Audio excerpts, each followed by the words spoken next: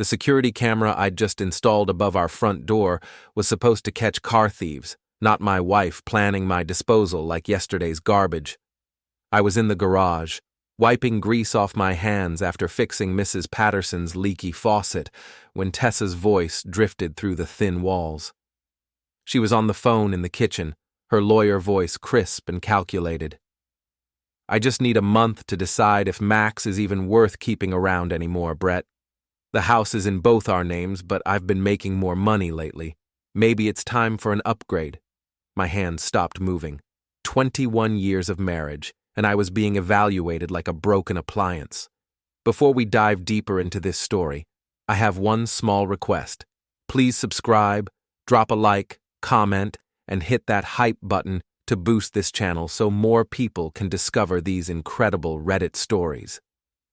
I crept closer to the door, my work boots silent on the concrete floor. Through the crack, I could see Tessa pacing in her expensive heels, the ones I'd bought her for Christmas. Her blonde hair was pulled back in that severe bun she wore when she meant business.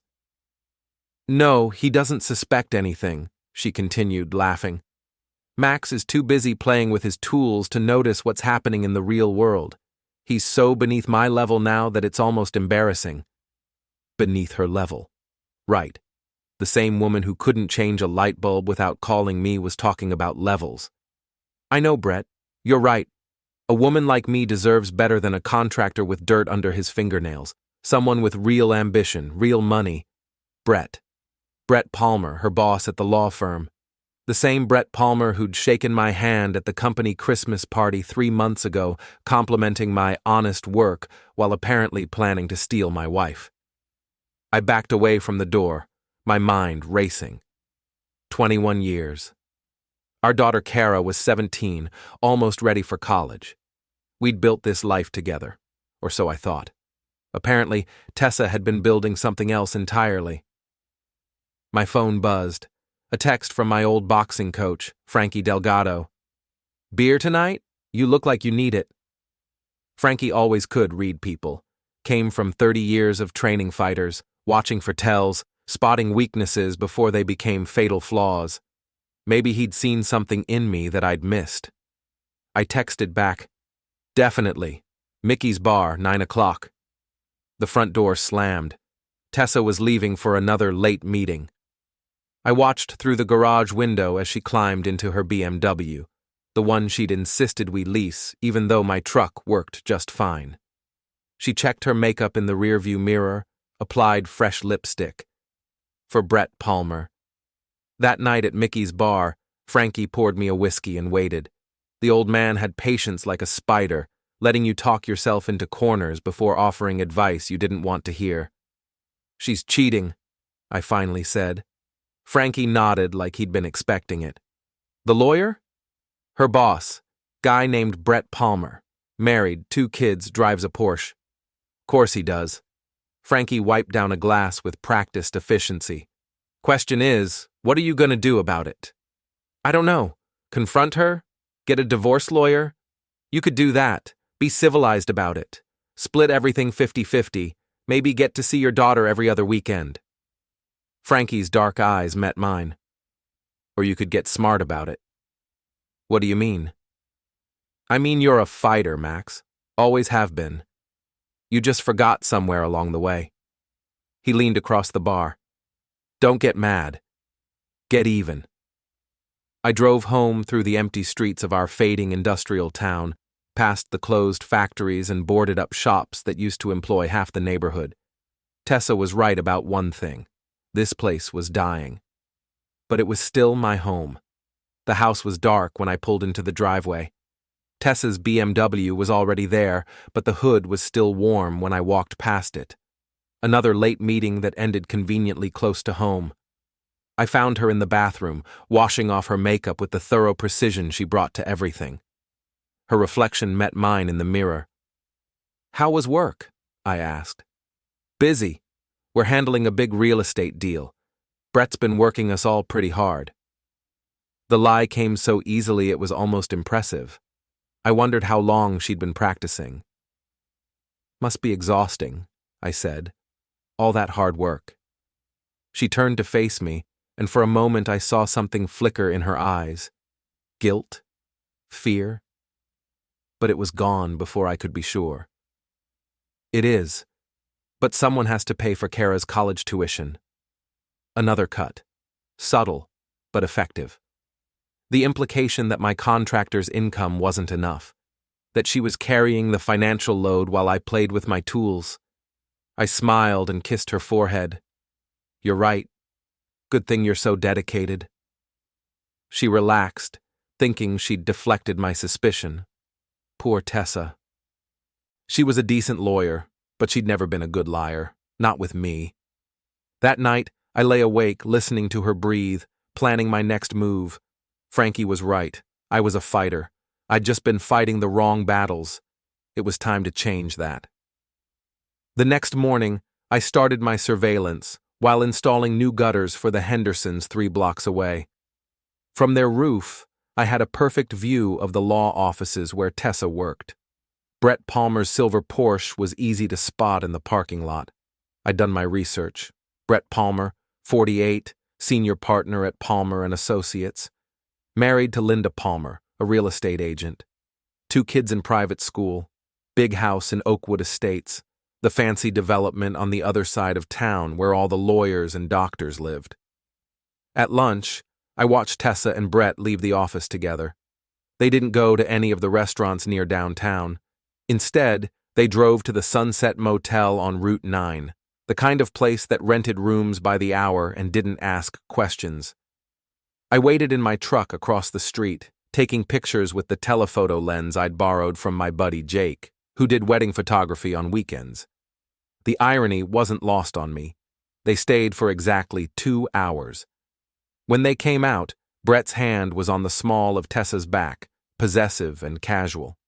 She was laughing at something he'd said, her face bright with the kind of happiness I hadn't seen in months. That evening, Cara came home from school in her usual foul mood. At 17, she'd perfected the art of making everyone around her miserable, but lately her contempt seemed specifically directed at me.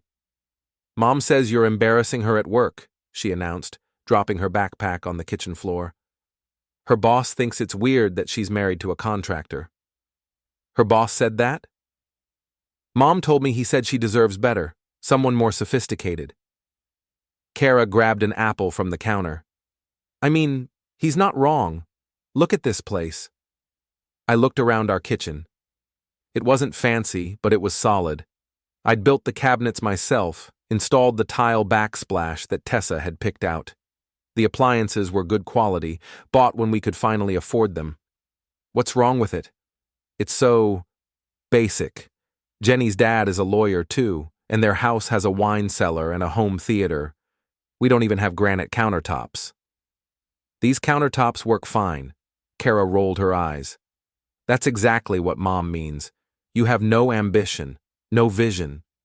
She flounced out of the room, leaving me standing there like an idiot. When had my own daughter started seeing me through Tessa's eyes? My phone rang. It was Mrs. Garrison, our elderly neighbor who'd lived next door for 40 years. "Max, dear, I hope you don't mind me calling, but I've been seeing some strange cars in your driveway lately when you're not home." "Strange cars?" "A silver sports car. Very expensive looking. The driver comes to your front door, and Tessa lets him in. They stay for about an hour, then he leaves." My jaw clenched. Brett was coming to my house. My house. "When did you first notice this, Mrs. Garrison?" "Oh, about 3 months ago. I didn't want to pry, but you know how I worry about you young people." 3 months. Right around the time Tessa started working late. "Thank you for telling me, Mrs. Garrison. I appreciate you looking out for us." "Of course, dear. You're such a good boy. I just hope everything's all right." Everything was definitely not all right. That night I waited until Tessa was asleep, then carefully went through her phone. She'd gotten sloppy, overconfident. The text messages were all there. Brett, "Can't wait to see you again tomorrow, same room?" Tessa, "Yes, Max is working late so I can stay longer this time." Brett, "Good, I have something special planned for you. Tessa. You're so much more exciting than my husband. He's become so boring. Brett. You deserve excitement. You deserve everything. I scrolled through weeks of messages, each one a knife twist. They'd been planning this affair like a business deal, scheduling their meetings around my work schedule, laughing about how clueless I was. But the worst part wasn't the betrayal. It was how small they made me feel, how they'd reduced 21 years of marriage to a series of jokes about my dirty fingernails and lack of sophistication.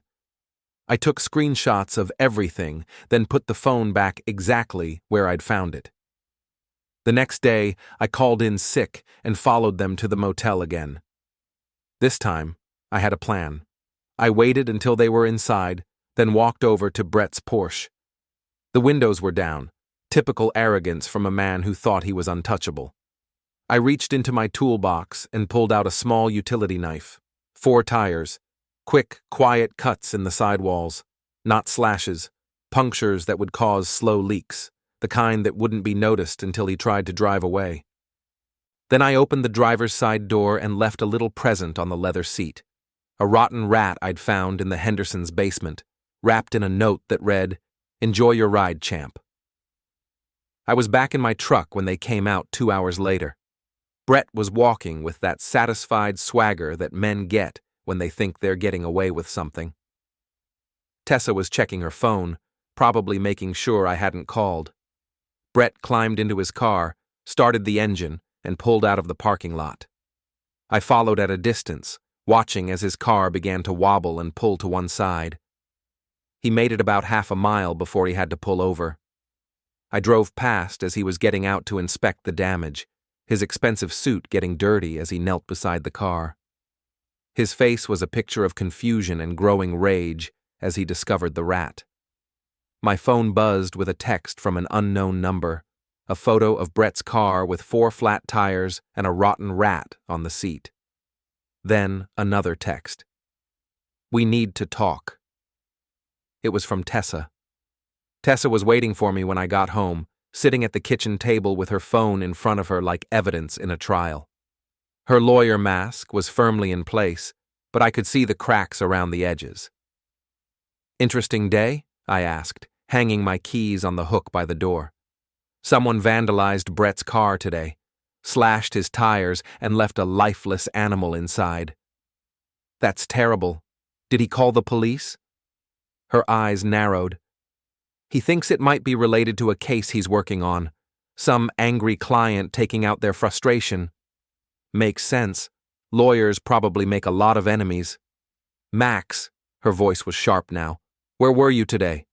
"Home, sick. You can ask Mrs. Garrison. She saw me working in the yard this morning."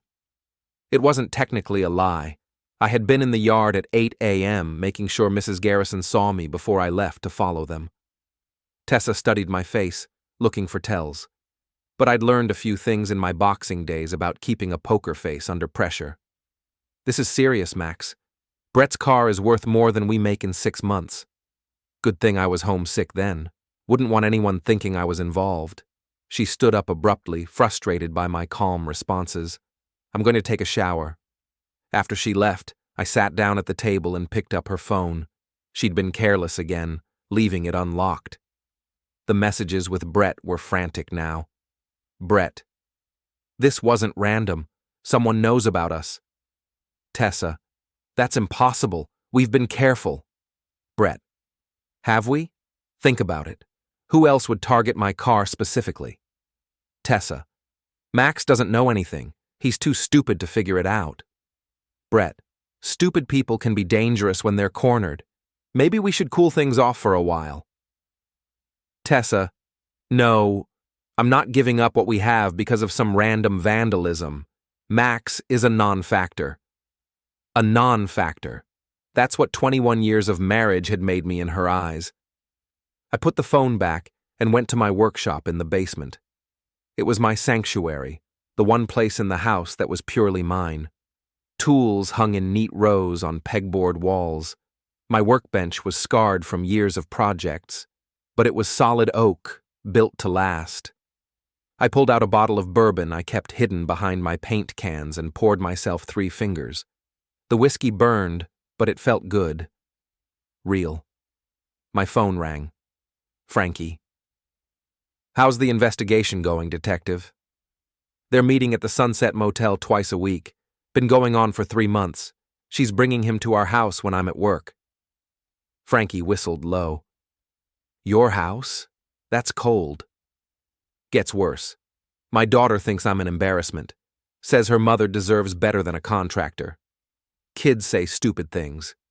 She's 17, Frankie, old enough to know better, but Tessa's been poisoning her against me for months, making me look like a failure. So what's your next move?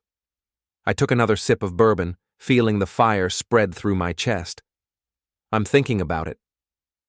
You want some advice from an old man who's seen his share of fights? Shoot. The best revenge isn't getting mad, it's making them destroy themselves. Give them enough rope, and they'll hang themselves every time. What do you mean? You're thinking like a victim, Max. Start thinking like a predator.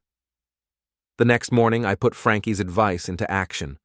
Instead of confronting Tessa directly, I decided to let her dig her own grave. I started small.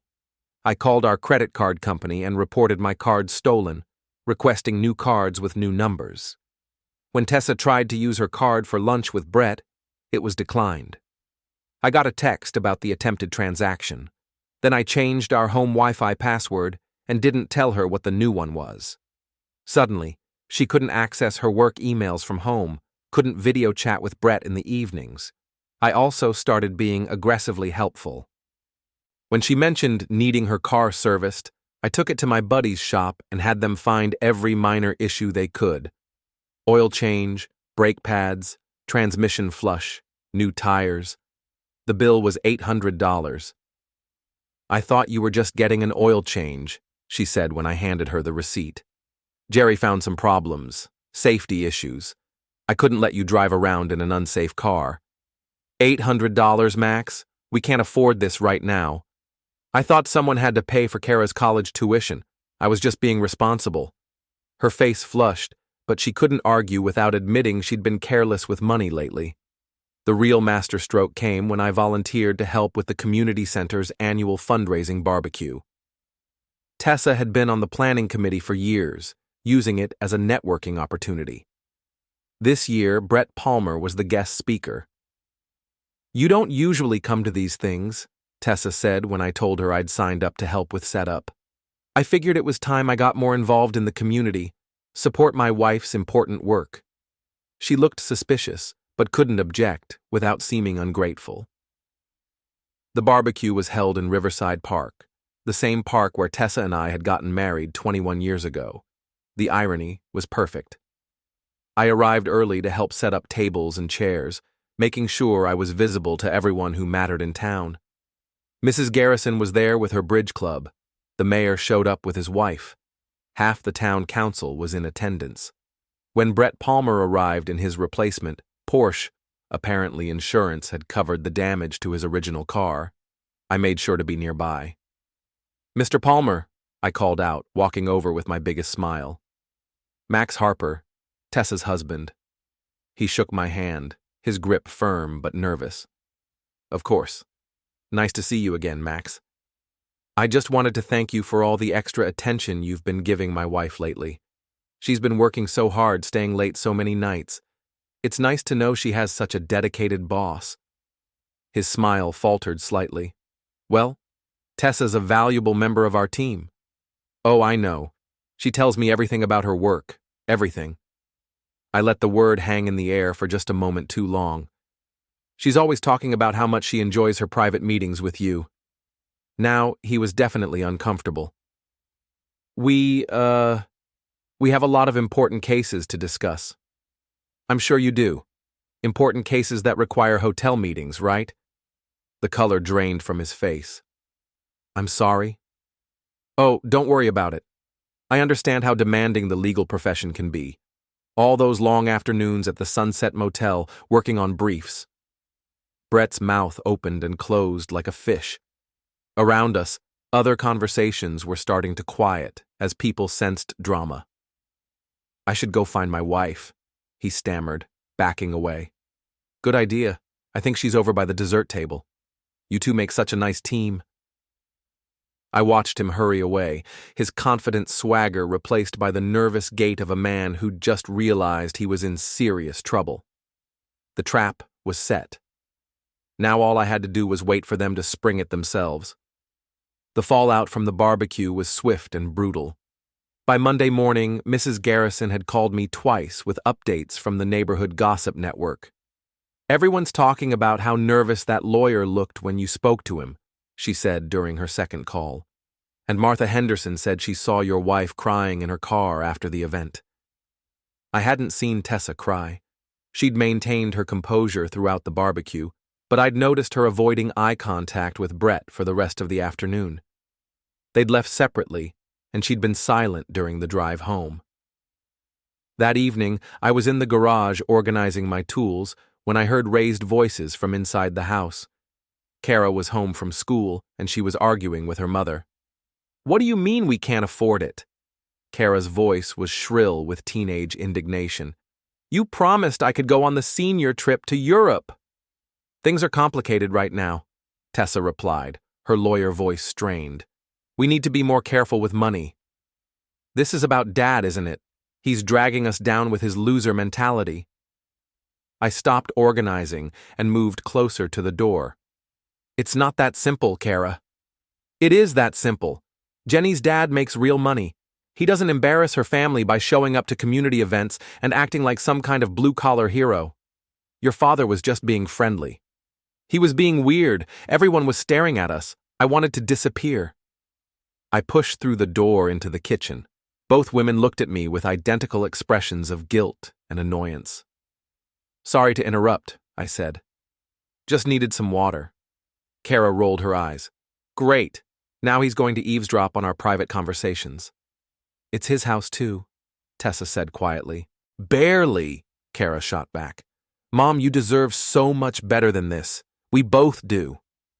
She stormed out, leaving Tessa and me alone in the kitchen. The silence stretched between us like a chasm. She's angry about the trip, Tessa finally said. I heard. Money problems? Tessa's jaw tightened. My credit cards aren't working properly. There's been some kind of mix-up with the bank. That's strange. Mine are working fine. I called the company. They said someone reported the cards stolen and requested new ones. I frowned as if this was news to me. Identity theft? Maybe. Or maybe someone in this house made the call. We stared at each other across the kitchen island I'd built with my own hands. The accusation hung in the air between us. Why would I do something like that? I asked. I don't know, Max. Why would you? Maybe because I found out about Brett Palmer. The words came out calmly, matter-of-factly. Tessa went very still. I don't know what you're talking about. The Sunset Motel, twice a week for 3 months, the text messages on your phone, him coming to our house when I'm at work. Her face went through several expressions: shock, fear, anger, and finally a cold calculation that I recognized from her courtroom work. How long have you known? Long enough. And you've been playing games instead of talking to me like an adult. I laughed, a sound with no humor in it. Like an adult? You mean like how you've been talking to me? Calling me stupid behind my back, telling our daughter I'm an embarrassment, planning to throw away 21 years of marriage for a midlife crisis with your married boss? Brett understands me in ways you never have. Brett's using you, Tessa. You're a conquest to him, nothing more. That's not true. Really? Then why hasn't he left his wife? Why are you still sneaking around like teenagers instead of making this relationship official? She didn't have an answer for that. You want to know what Brett really thinks of you? I pulled out my phone and showed her a screenshot I'd taken from social media. This is from his wife's Facebook page, posted yesterday. The photo showed Brett and Linda Palmer at some charity gala, his arm around her waist, both of them smiling for the camera. The caption read, 20 years of marriage and still going strong. So grateful for my wonderful husband and our beautiful life together. Tessa stared at the photo, her face pale. He's not leaving her, I said. He never was. You're just entertainment. You don't understand our relationship. I understand it perfectly. You're having an affair with a man who sees you as disposable, and you've been so caught up in the excitement that you've forgotten what really matters. What really matters, Max? This? She gestured around the kitchen. This boring, predictable life where nothing ever changes? Where the most exciting thing that happens is you fixing someone's plumbing? This life we built together, our daughter, our home. Our daughter thinks you're a failure, and our home is a monument to your lack of ambition. The words hit like physical blows.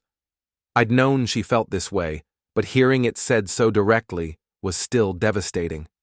If that's how you really feel, then maybe we should end this. For a moment, something flickered in her eyes. Regret? Fear? But it was gone quickly, replaced by that cold lawyer mask. Maybe we should. Fine. But I'm not going quietly, Tessa. You want to destroy our family for some fantasy with Brett Palmer? You're going to find out what that really costs. I turned and walked away, leaving her standing in the kitchen. Behind me, I heard her phone buzz with a text message. Probably Brett, wondering why she looked upset at the barbecue. Let them wonder. The real show was just beginning. The next morning, I called in sick to work and drove to the law offices of Palmer and Associates. I wasn't there to confront anyone. I was there to gather intelligence. I parked across the street and watched the building for 2 hours, noting the patterns. Employees arrived between 8 and 9. Brett Palmer's Porsche was in its usual spot. Tessa's BMW was 3 spaces away. At 10:30, a woman I didn't recognize walked out of the building carrying a box of personal items. She looked upset, maybe even angry. I followed her to a coffee shop 2 blocks away. "Excuse me," I said, approaching her table. "I'm sorry to bother you, but I think we might have a mutual acquaintance. Brett Palmer?" She looked up sharply. "Are you a client?" "Not exactly. I'm Max Harper. My wife works at the firm." "Tessa Harper." Her expression darkened. "I'm Sophie Lynn, former HR manager at Palmer & Associates. Emphasis on former. You were fired?" "Laid off, officially. But we both know what it really was." She gestured to the chair across from her. "You might want to sit down." I sat. "Your wife and Brett Palmer have been having an affair for months," Sophie said bluntly.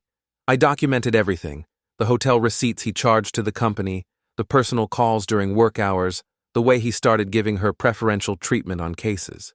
You have documentation?" I had documentation. When I tried to report it to the managing partners, Brett found out and had me terminated for restructuring purposes, but I kept copies of everything. She reached into her purse and pulled out a flash drive. "Why are you telling me this?" "Because Brett Palmer destroyed my career and your wife helped him do it. She knew I was investigating their relationship, and she fed him information about my activities." Sophie's eyes were hard. "I've got 15 years invested in that firm, and they threw me away to protect their little romance." "What's on the drive?" "Everything.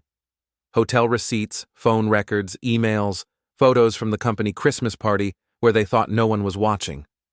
She slid the drive across the table. "Use it however you want. I just want them to face consequences for what they've done."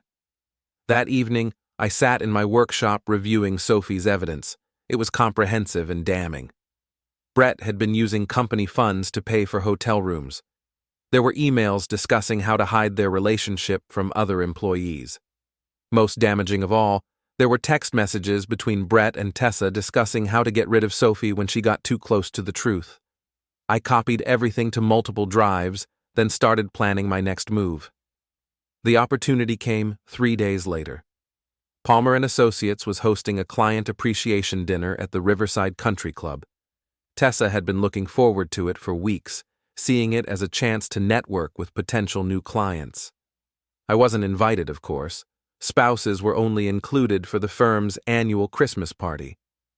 At 7 p.m., I drove to the country club and parked in the visitor lot. The main dining room was visible through large windows, and I could see Tessa at a table near the front, wearing the black dress I'd bought her for our anniversary. Brett was at the head table with the other partners. I walked into the lobby like I belonged there. The country club was the kind of place that assumed anyone who walked through the front door had a right to be there. "Excuse me," I said to the hostess. "I'm looking for the Palmer and Associates dinner. I'm supposed to deliver something to Mr. Palmer." She pointed toward the dining room. "Right through there. They're just starting the main course." I thanked her and walked into the dining room. About 60 people were seated at round tables, eating and chatting quietly. I spotted Tessa immediately. She was laughing at something one of her table mates had said. I walked directly to Brett's table and tapped him on the shoulder. "Mr. Palmer? I'm sorry to interrupt, but I have something that belongs to you." He turned, and his face went white when he recognized me. "Mr. Harper, what are you doing here?" The conversation at nearby tables began to quiet as people sensed something unusual happening. "I wanted to return this," I said, pulling out a hotel key card. "You left it in my wife's purse." I placed the key card on the table in front of him, making sure everyone could see the Sunset Motel logo. Brett's mouth opened and closed soundlessly. Around us, the dining room had gone completely silent. "I also wanted to thank you," I continued in a conversational tone, "for all the extra attention you've been giving Tessa, the private meetings, the special projects, the company-funded hotel rooms." "I think there's been a misunderstanding," Brett stammered. "No misunderstanding. I have the receipts." I pulled out a folder and spread several documents across the table. Hotel bills charged to the firm's account, phone records showing hundreds of personal calls during business hours, text messages discussing how to cover up your relationship. One of the other partners, a gray-haired man I recognized from Tessa's work stories, leaned forward to examine the documents. "What is this, Brett?" he asked. "It's evidence of an affair," I said helpfully. "My wife and your partner have been using company resources to fund their relationship for the past 3 months."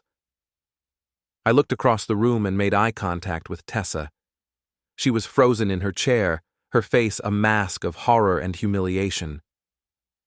"The interesting part," I continued, "is how they conspired to fire an HR manager who was investigating their activities. That's all documented, too." The gray-haired partner was reading through the papers, his expression growing darker by the second. "Brett," he said quietly, "I think you need to come with me. Now." Brett stood on unsteady legs, his face flushed with embarrassment and panic. As he walked toward the exit, I called after him. "Oh, and Brett, you might want to have a conversation with your wife about those hotel receipts. I'm sure Linda will be very interested in your expense reports." The dining room erupted in whispers and shocked murmurs. I walked over to Tessa's table, where she sat surrounded by colleagues who were staring at her with a mixture of pity and disgust. "Ready to go home, honey?" I asked. She looked up at me with tears in her eyes. "Max, please, not here." "Why not here? This is where you work, right? Where you built your important career. I thought you'd want your colleagues to know about your dedication to the firm." "You've humiliated me." "I've told the truth. There's a difference." I turned to address her table mates. "Ladies and gentlemen, I apologize for disrupting your evening. I just wanted to make sure everyone understood the kind of person they've been working with." One of the women at the table, someone I didn't recognize, spoke up. "Tessa, is this true?" Tessa couldn't meet her eyes. That was answer enough. I walked out of the dining room, leaving my wife to face the consequences of her choices. Behind me, I could hear the buzz of conversation starting up again, louder now, as 60 legal professionals began dissecting the scandal they'd just witnessed. In the parking lot, I sat in my truck and waited. 20 minutes later, Tessa emerged from the building, walking quickly toward her BMW. Her face was streaked with tears, her composure finally shattered. I followed her home, maintaining a careful distance. When we both pulled into our driveway, She sat in her car for several minutes before getting out. "How could you do that to me?" she asked when I approached. "The same way you could do what you did to me. The same way you could turn our daughter against me. The same way you could bring your lover into our home. My career is ruined. Your career was built on a lie anyway, just like our marriage." She looked at our house, the house I'd worked on for 20 years, improving and maintaining and making into a home. "What happens now? Now you figure out what your life looks like without Brett Palmer's promises, without the fantasy that you're too good for this place. And us?" I looked at her for a long moment, this woman I'd loved for more than half my adult life. She looked smaller somehow, diminished by the loss of her illusions. "There is no us, Tessa. You made sure of that." I walked into the house, leaving her standing in the driveway. Inside, I poured myself a bourbon and sat in my workshop, surrounded by the tools and projects that had always brought me peace. My phone buzzed with a text from Frankie. "Heard you made quite an impression at the country club tonight. Town's buzzing." I texted back, "Just telling the truth. Sometimes that's the best revenge of all." He was right. I hadn't destroyed Tessa's career or her relationship with Brett Palmer. I'd simply exposed what they'd already done to themselves.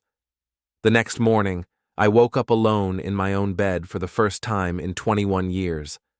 Tessa had spent the night in the guest room, and when I went downstairs, I found a note on the kitchen table. "I'm staying at my sister's for a while. We need space to figure this out. Please don't contact me unless it's about Cara."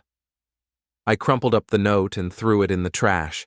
Then I made coffee and sat at the table where we'd shared thousands of meals, planning what came next. The phone rang. It was Mrs. Garrison. "Max, dear, I saw Tessa leaving very early this morning with suitcases. Is everything all right?" "Everything's fine, Mrs. Garrison, just some changes happening." "Well, if you need anything, you know where to find me. You're a good man, Max Harper. Don't let anyone tell you different." After I hung up, I sat in the quiet house and realized something.